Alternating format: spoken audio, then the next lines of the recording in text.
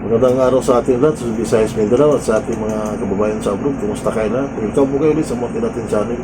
Yung mga viewers po natin na hindi pa nakapag-subscribe, subscribe na po tayo at saka like na rin sa ating mga video.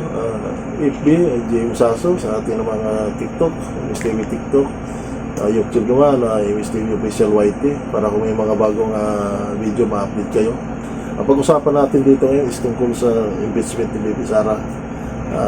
Ang ano kasi, nakabilbil pa ito sa Kongreso ngayon. So, napapasalamat din tayo dito na yung isang malaking grupo sa Kongreso, hindi mo na sila pipirma habang walang mga bagong mga ebidensya na matibay.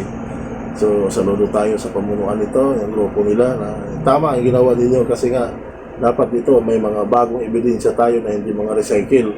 Kasi kung ang ginawa lang naman dito is recycle lang yung mga mga ebidensya niya, mga panggulo lang yan. Lalo magkabukulo natin sa bayan ng Pilipino. So natin dito, hihimay-himayin sana natin dahil ikabubuti naman nating bansa. Kasi dito, tingnan siguro natin kung yung mga nag-akusa sa kanila, nag-akusa kay Bibi Sara, ano ba dito yung background naman sa kanila? Mga malinis ba ito mga politiko na po o may bayad itong korupsyon?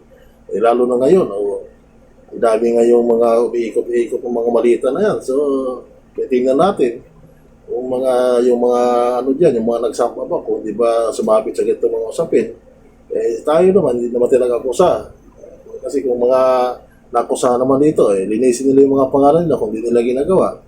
So, dito, nakita kasi natin dito, kahit sino namang congressman dito, ihimayin mo kung ang lahat na akusasyon is matibay bang ebidensya. Kasi, paano kung lumusot ito sa Kongreso tapos hindi naman lumusot sa Senado?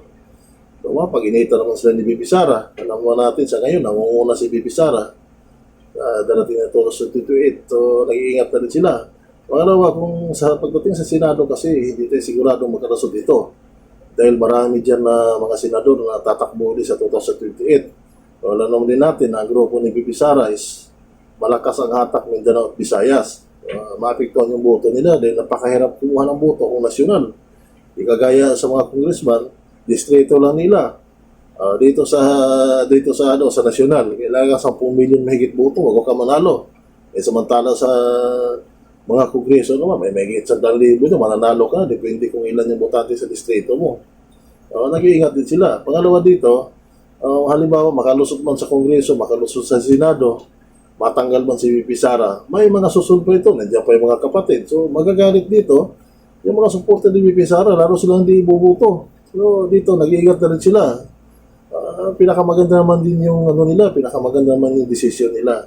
Dahil dapat talaga nagbabase tayo sa sa mga ebidensya. At saka maraming dapat unahin ngayon. Hindi lang natin pwedeng unahin yung mga pamumulitika na yun. Trabaho dapat sana para makita naman ng sabay ng Pilipino na naman kayo, sinasahura kayo ng taong bayan.